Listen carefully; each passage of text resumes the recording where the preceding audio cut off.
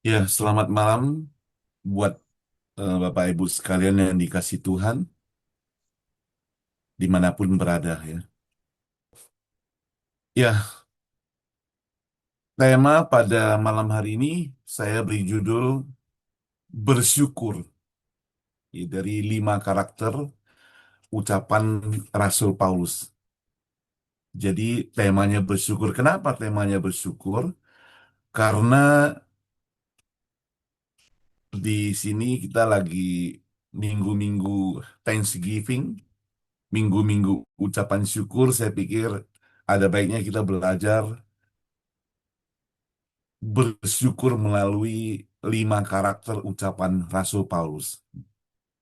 Kita berdoa terlebih dahulu sekali lagi ya. Bapa di surga, pakailah hambamu dalam segala keterbatasannya, berikan hikmat kepadanya supaya apa yang dia share boleh jadi berkat bagi kami semua. Dalam nama Tuhan Yesus saya berdoa. Amin.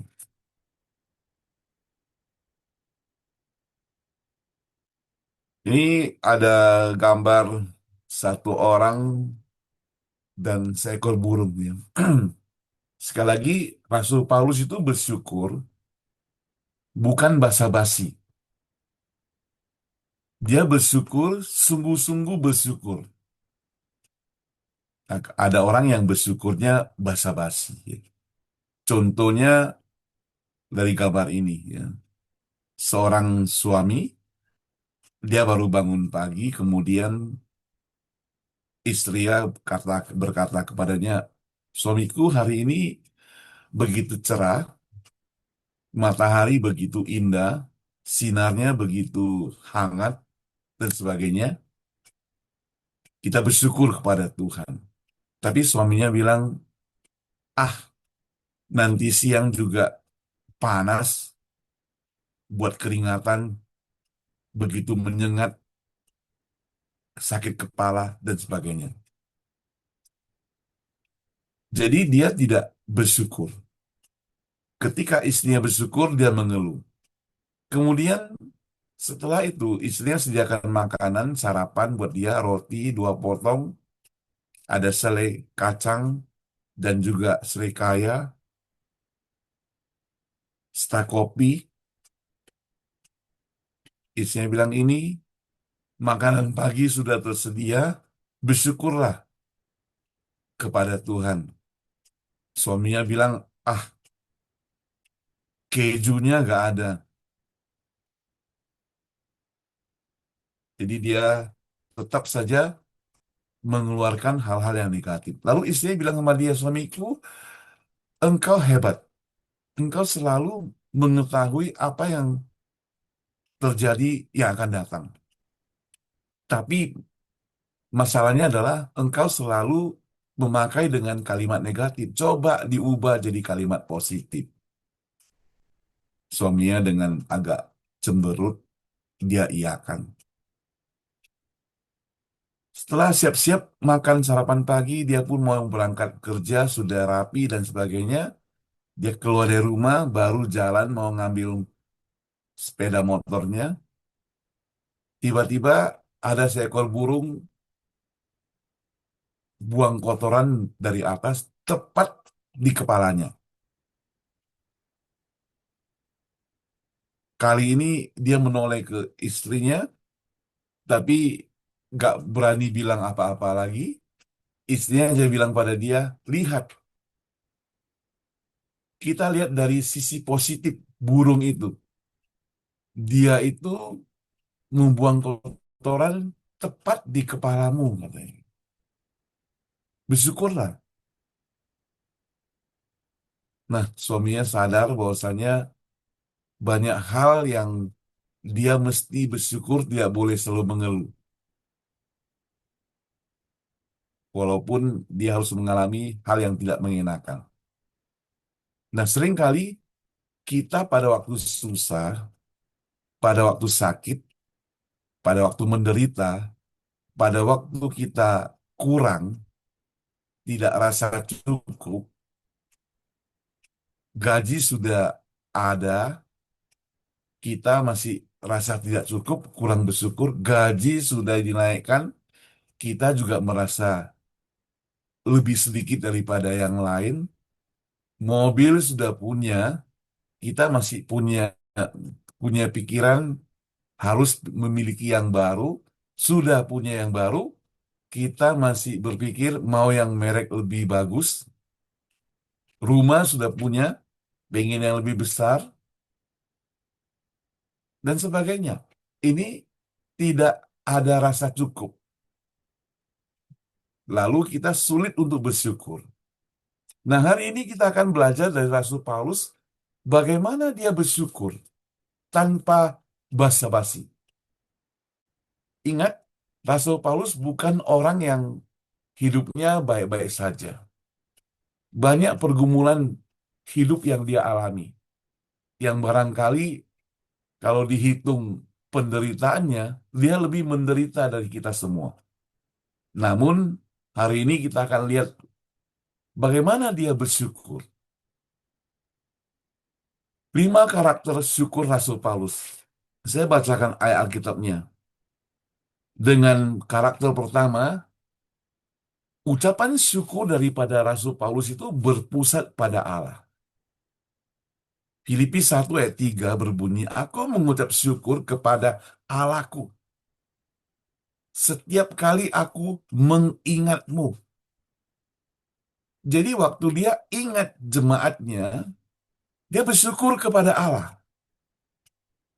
Sekali lagi lihat, Paulus tidak melihat manusianya. Bagi dia manusia itu sama, baik kaya ataupun miskin. Dia tidak seperti orang yang menganggap orang kaya itu udah luar biasa, enggak. Sama aja. Maka dia bersyukurnya kepada Allah, bukan kepada manusia. Waktu mengingat engkau. 1 Korintus 1 ayat 4 mencatat, dikatakan, "Aku senantiasa mengucap syukur kepada," sekali lagi, "Allahku. Karena kamu atas kasih karunia Allah yang dianugerahkannya kepada kamu dalam Kristus Yesus."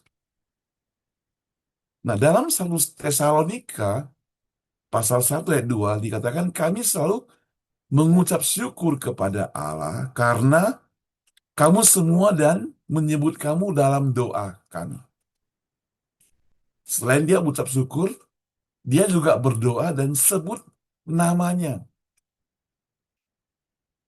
Saudara, ketika kita bersyukur, berdoa, pernahkah kita mengucap nama-nama dari orang-orang yang kita kasihi, orang-orang yang kita kenal, orang-orang yang dekat dengan kita, orang-orang yang kita sebut sahabat dekat, sahabat, walaupun mereka jauh, tapi kita bisa sebut nama-nama mereka. Paulus lakukan itu semua. Jadi dia mengucap syukur kepada Allah. Sekali lagi kalau kita perhatikan dalam hampir semua surat, ada 13 surat Rasul Paulus. Ketika dia mengucapkan syukur, selalu bukan kepada jemaat, tapi kepada Allahku. Dalam bahasa aslinya dikatakan eukaristeo, tu theumou. Ada kata eskaristeo, itu kata kerjanya yang berarti menjadi syukur. Menjadi syukur itu menyatakan terima kasih. Terima kasih kepada siapa? Objeknya itu selalu Allah.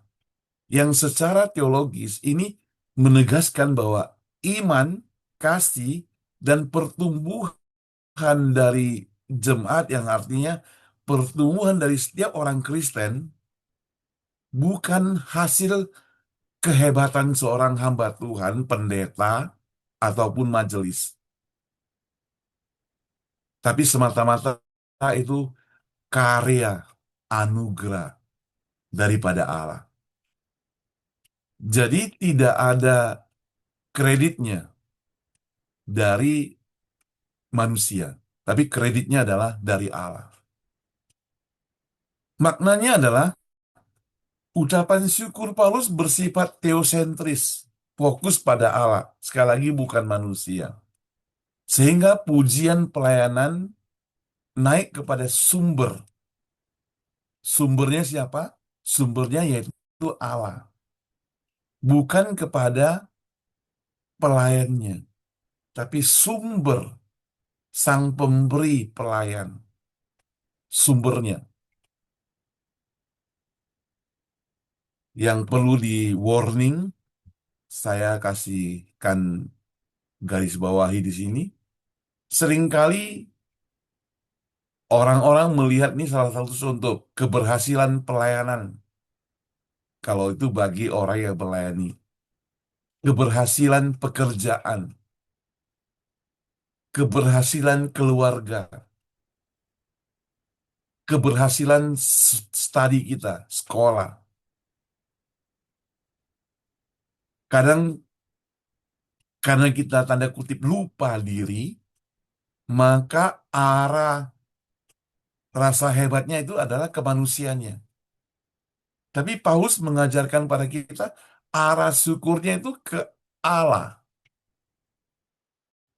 yang secara eksplisit di mimbar sebuah gereja dan dalam doa secara pribadi sehingga anak-anak Tuhan jemaat yaitu kita sekalian belajar memuliakan Allah bukan mengkultuskan tanda kutip hamba Tuhannya, tanda kutip bos kita, tanda kutip guru, tanda kutip pelatih kalau dia pemain sepak bola, olahraga dan sebagainya.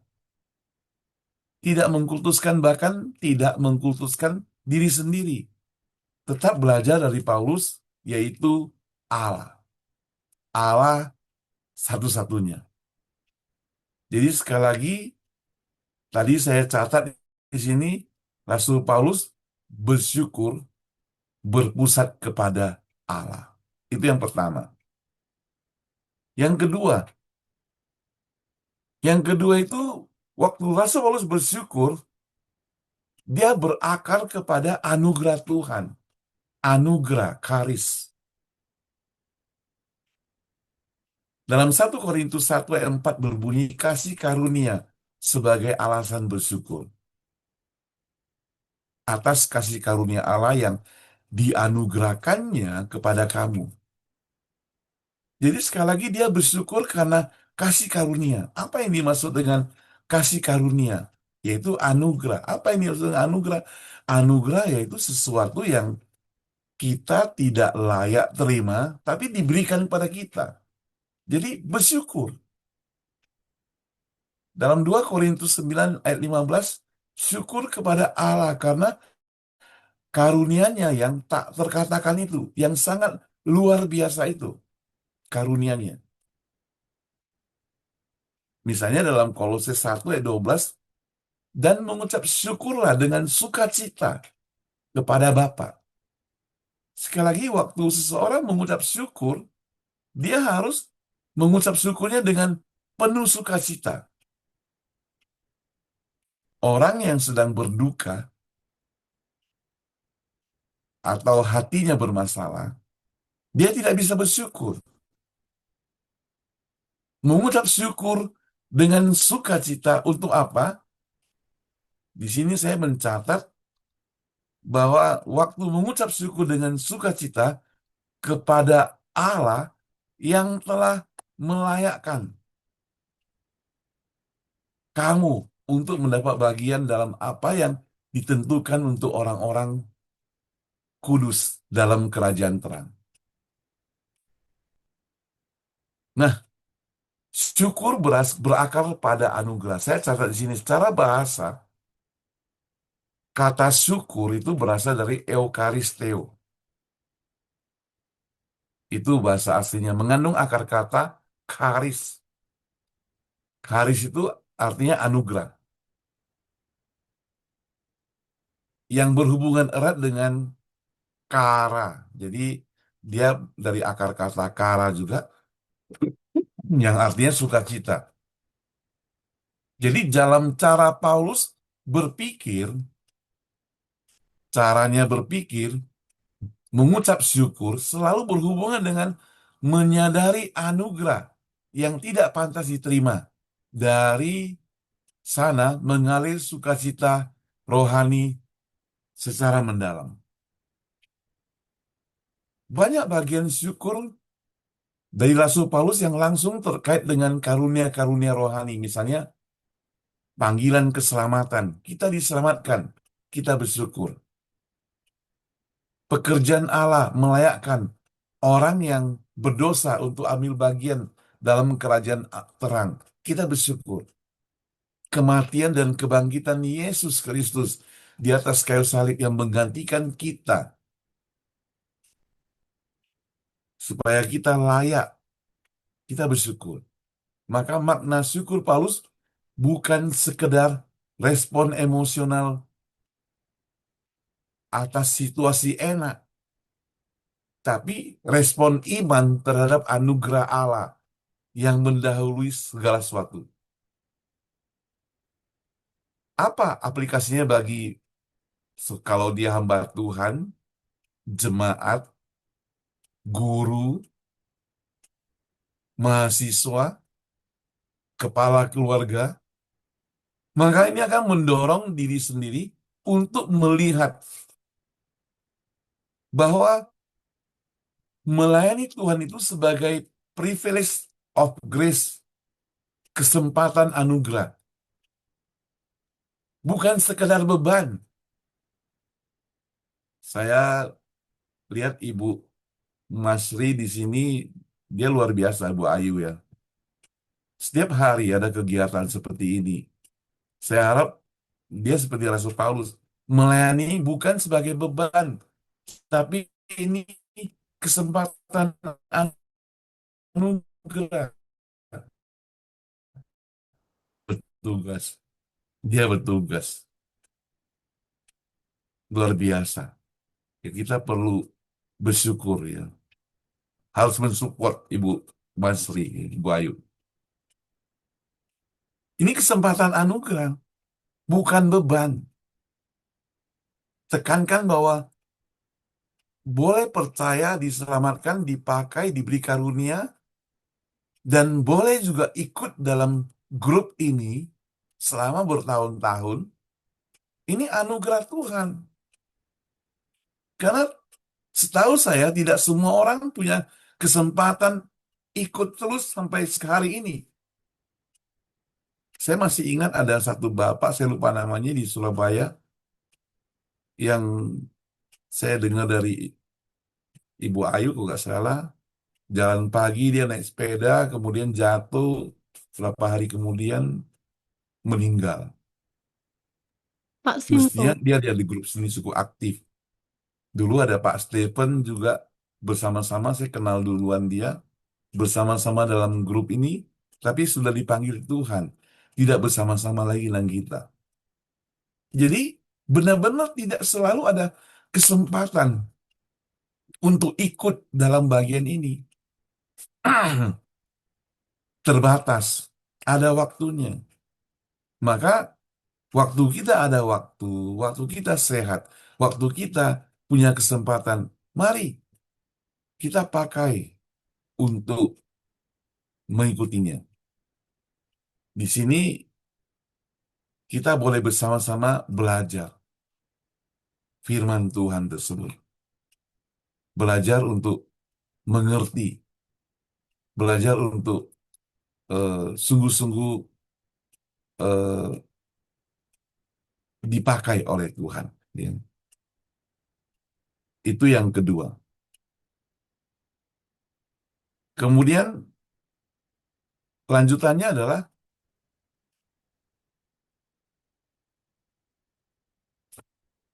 sebagai peringatan, ya kita mendorong orang percaya, anak-anak Tuhan, dan diri sendiri sekali lagi melihat pelayanan sebagai kesempatan, pelayanan sebagai anugerah. Jadi ikut bagian di dalam kelompok ini merupakan pelayanan, bukan? Ini yang ketiga, saudara. Syukur di tengah penderitaan dan keterbatasan. Perhatikan bahwa dalam Filipi 1 ayat 3-5 Paulus mengucap syukur sambil berada dalam pemenjaraan. Karena persekutuan jemaat Filipi dalam Injil mulai dari hari pertama sampai sekarang ini.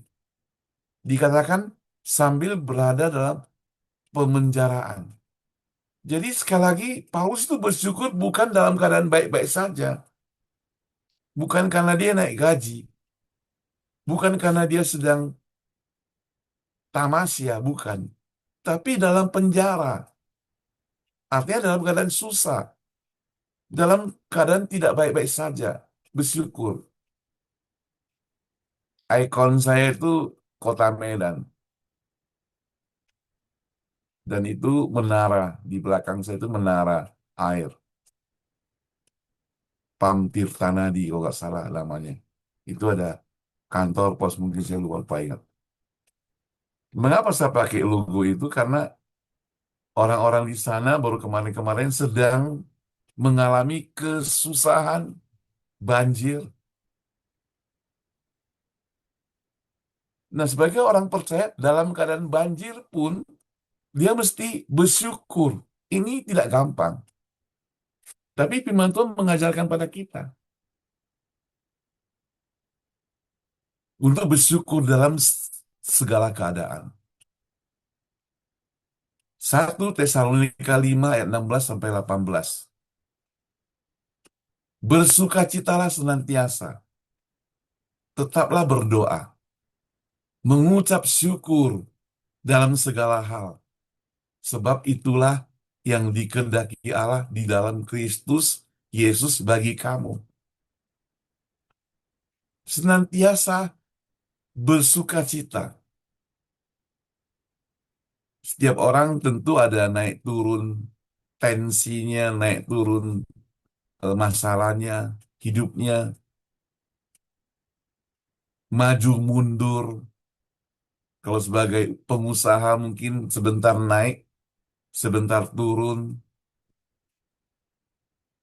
Yang sudah lanjut usia, kesehatannya sebentar baik, sebentar tidak. Firman Tuhan mengajarkan pada kita, ketika kita berserah hidup kita seluruhnya kepada Tuhan, maka apapun yang terjadi dalam hidup kita, bersyukur senantiasa, tetap berdoa.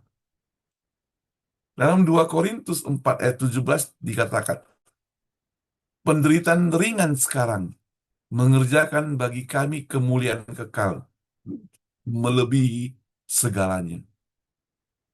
Landasan teologisnya adalah mengapa Paulus bisa bersyukur di tengah penderitaan? Ini satu pertanyaan. Mengapa dia bisa bersyukur? Nah, secara historis, sekali lagi banyak surat di mana Paulus mengucap syukur ditulis di dalam penjara. Waktu itu dia mengalami tekanan berat. Dalam Kolose juga sering dikaitkan tentang pemenjaraannya. Walaupun di penjara di rumah, tapi namanya penjara tetap tidak bebas.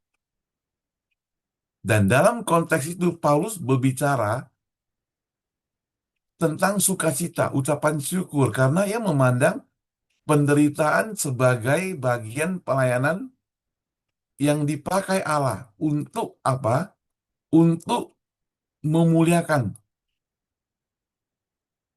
Kristus. Jadi penderitaan dipakai Allah untuk memuliakan Kristus. Itu dipakai. Bagi Paulus, syukur dan penderitaan bukan dua hal yang saling meniadakan. Tapi dua sisi dari apa? Dari ketaatan kepada Kristus yang menderita dan dimuliakan. Apa maknanya? Maknanya ucapan syukur Paulus mengajarkan bahwa penderitaan bukan sebagai bukti Allah meninggalkan hambanya. Tapi sering justru konteks di mana anugerah dan kuasa Allah dinyatakan. Ketika seseorang sedang sakit, Allah bekerja dalam hidupnya. Dia sembuh. Setelah sembuh dari sakit, dia bisa bersyukur kepada Tuhan. Artinya apa? Artinya waktu dia sakit, Allah bekerja lebih heran lagi dalam hidupnya dan menyatakan kuasa lebih dahsyat lagi dalam hidupnya. Dan dia boleh memuliakan nama Tuhan. Apa yang menjadi peringatan buat kita saat menghadapi konflik sesama kita? Secara pribadi, tekanan finansial misalnya, kita merasa kelelahan, burnout, capek, atau kita mungkin difitnah. Jadikanlah penderitaan sebagai kesempatan untuk menyatakan kita lebih bersandar kepada Allah, lebih percaya kepada Dia, bukan menyangkal, tapi dengan mengakui bahwa dengan Kristus sudah cukup dan pelayanan kita sedang mengisi apa yang kurang dalam penderitaan Kristus bagi tubuhnya, yaitu jemaat Tuhan. Itu yang bisa kita pelajari. Nah, tadi syukur yang pertama itu dimulai dari berpusat kepada Allah. Yang kedua, berakar pada anugerah. Yang ketiga, di tengah penderitaan dan keterbatasan. Ini yang keempat, syukur sebagai pengajaran dan penggembalaan. Nah, kita belajar kembali daripada Rasul Paulus. Filipis 1:3-11. Ini saya semua ringkaskan ya. Nanti Bapak Ibu kalau ada mencatat atau filenya nanti saya kirim ke Ibu Masri, Ibu Ayu biar bisa di-sharing juga. Bagian syukur Paulus langsung menyatu dengan doa. Penggembalaan, doa penggembalaan agar kasih jemaat melimpah dalam pengetahuan dan pengertian yang benar. Nah, dalam 1 Tesalonika pasal 1 ayat 2 dan 3, di situ dinyatakan Paulus mengucap syukur. Paulus mengucap syukur karena pekerjaan imanmu, usaha kasihmu, dan ketekunan pengharapanmu sekaligus mengajar mereka tentang 3 kebajikan pokok iman Kristen. Iman, pengharapan, dan kasih. Iman, pengharapan, dan kasih.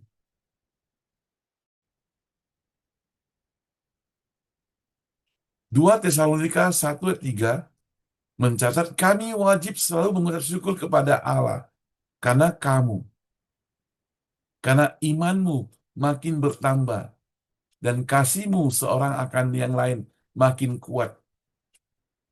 Jadi Paulus itu selalu mengontrol, maksudnya selalu memperhatikan orang-orang yang dilayani. Dan dia melihat kebaikan yang terjadi, dia ucapan syukur.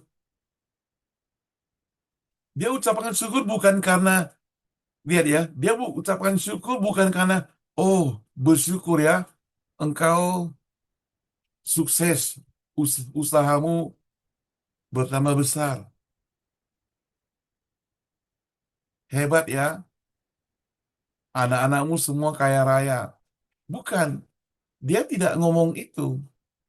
Tapi karena iman, ini perhatikan, karena imanmu makin bertambah, dia bersyukur. Apa artinya harta kekayaanmu banyak, kaya raya, semua ada, tapi iman nggak ada. Jadi bagi Paulus, ucapan syukur yang paling penting karena iman, karena kasih. Apa arti kamu kaya raya? Apa artinya kamu punya segalanya, tapi tidak mengasihi bahkan saudaramu, familimu? Oh, saudara, banyak orang percaya begitu. Orang Kristen juga bisa begitu, ya. Di luar kelihatan dia baik, apalagi di gereja, karena nggak mungkin lah di gereja dia berbuat jahat. Tapi sikapnya itu kepada orang-orang sendiri, family, jahat, ya. Tidak bisa membantu, minta tolong pun tidak ditolong.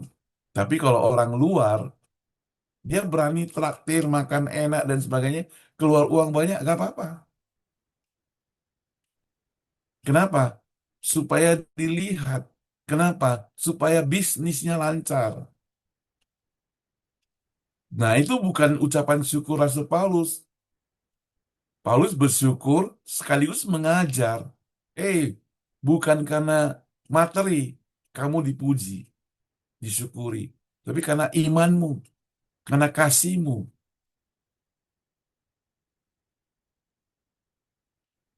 Saya harap kita juga perlu berubah, ya, berubah sikap ya terhadap ucapan syukur ketika kita memuji orang.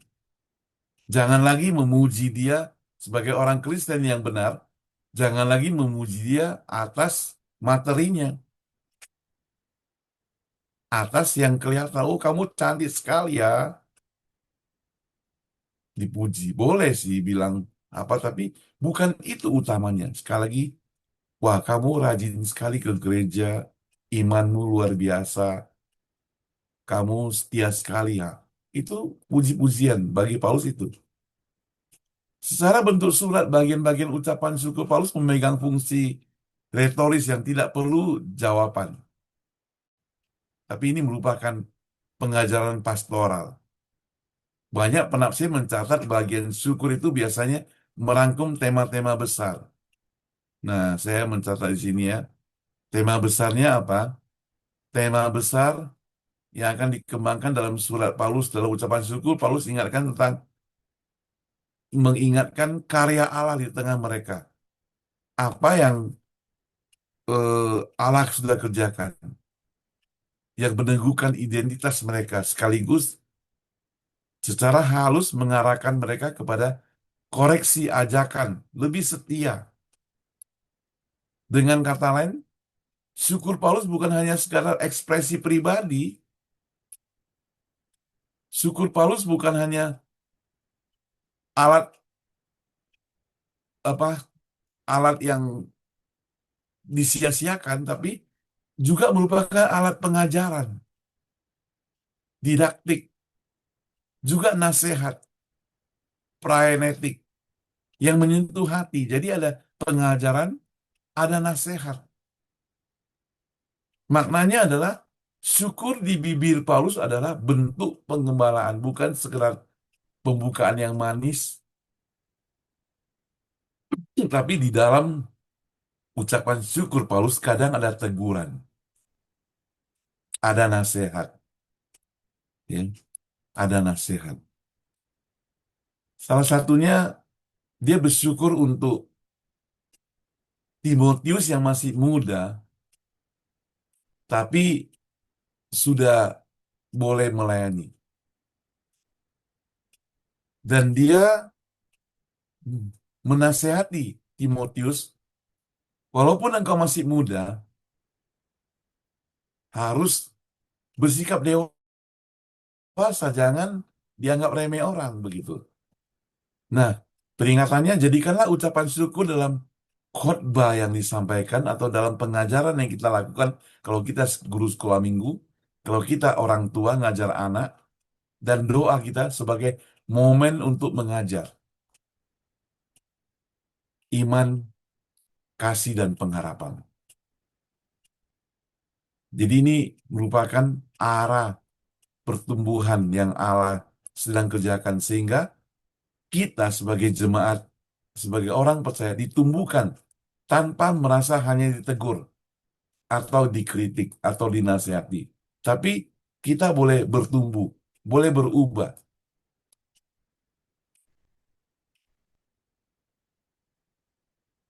Yang kelima, syukur yang menyalakan doa dan misi.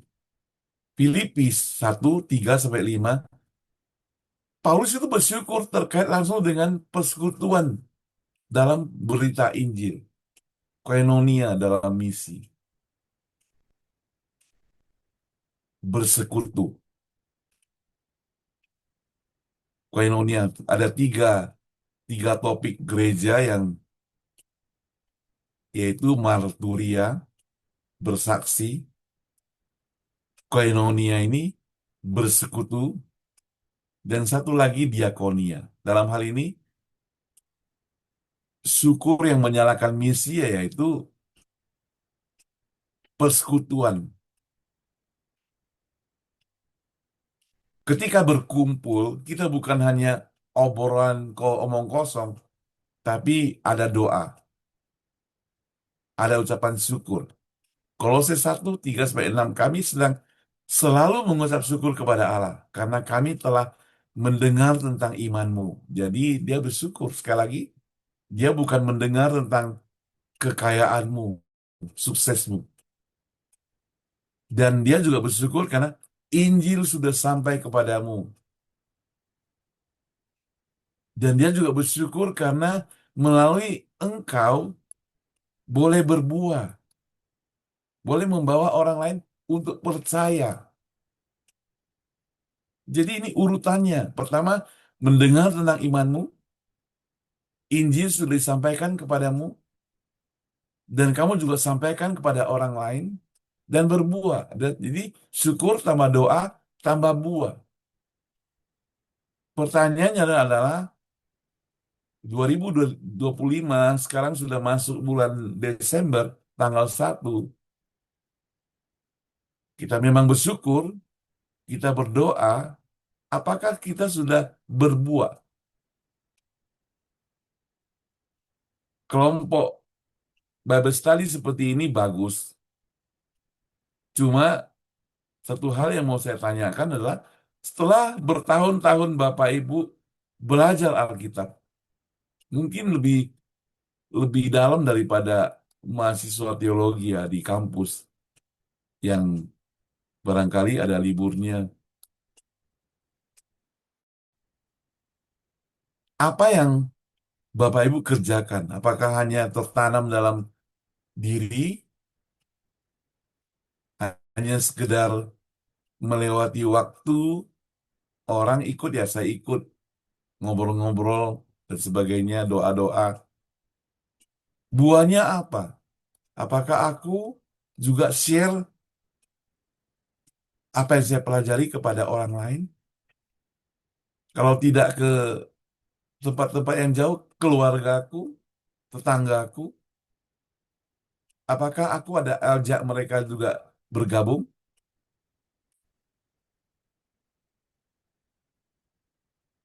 Saya pikir sudah saatnya kita mulai mengajak. Karena orang-orang lama saya lihat sudah bosan. Mereka mungkin tiap hari sudah bosan, dia burn out dia. Mungkin perlu orang-orang baru join dalam grup ini ya. Ini tugas Ibu Ayu dan teman-teman yang masih aktif di sini untuk ajak siapa saja orang yang dikenal join bersama supaya grup ini bisa dipertahankan. 1 Timotius 2:1. Pertama-tama aku menasihatkan, naikkanlah permohonan doa, syafaat, dan ucapan syukur untuk semua orang. Bukan hanya untuk orang yang kita kenal, bahkan kepada musuh kita juga perlu doakan. Bayangkan kalau firman Tuhan mengajarkan kepada musuh juga didoakan, berarti sebenarnya kita nggak punya musuh. Syukur dijahit menjadi pola doa syafaat dan bersifat misioner, mencakup semua orang, termasuk orang yang tidak suka pada kita, yang membenci kita. Nah, Penelitian atas surat-surat Paulus menunjukkan bahwa tema syukur sangat melekat dengan tema doa misinya. Paulus sering menghubungkan ucapan syukur dengan doa syafaat, berita Injil. Ia bersyukur karena berbuah dan kasih jemaat. Dan dari sana, ia terus berdoa agar Allah menyempurnakan pekerjaannya sampai hari Kristus. Syukur menjadi bahan bakar bagi doa yang tekun dan bagi keberanian misi. Karena Paulus melihat bahwa apa yang sudah dikerjakan Allah di masa lalu adalah jaminan bahwa ia terus berkarya. Jadi Allah itu sudah menjaga, memelihara kita.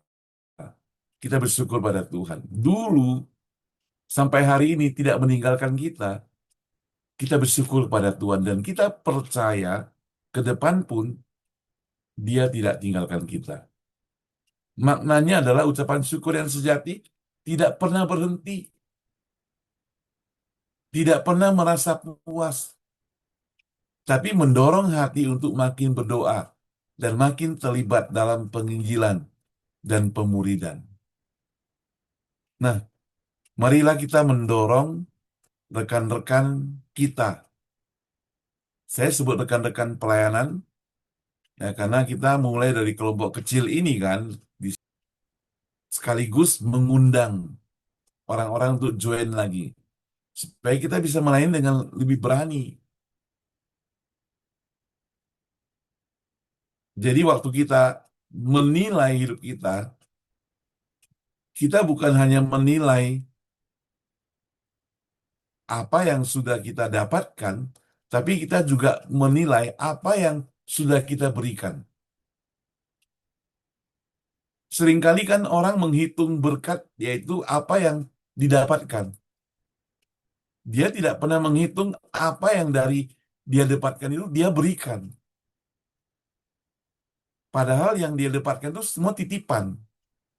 Dia mesti punya konsep apa yang dia perlu berikan. Jadi saya ulangi, tadi 5 karakter. Yang satu, bersyukur berpusat pada Allah. Kedua, bersyukur yang berakar pada anugerah.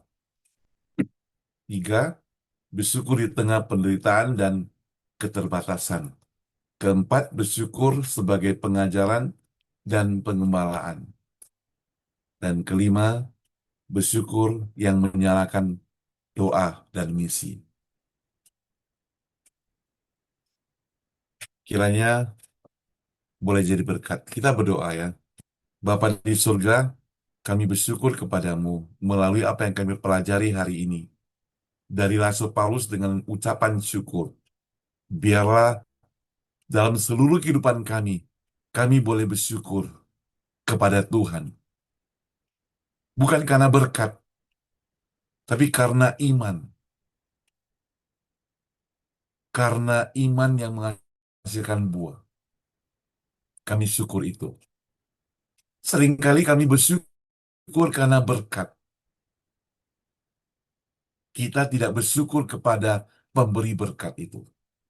Bahkan acap kali kita menganggap bahwa berkat yang kita dapatkan itu atas perjuangan sendiri. Kita sudah kurang ajar di hadapan Tuhan. Ampuni kami Tuhan. Pakailah seluruh kehidupan kami untuk selalu bersyukur kepada Tuhan. Hanya kepada Tuhan. Satu-satunya kepada Tuhan Yesus yang telah menyelamatkan kami semua. Di dalam nama Tuhan Yesus kami berdoa. Amin. Oke, terima kasih Ibu Ayu. Sampai di sini.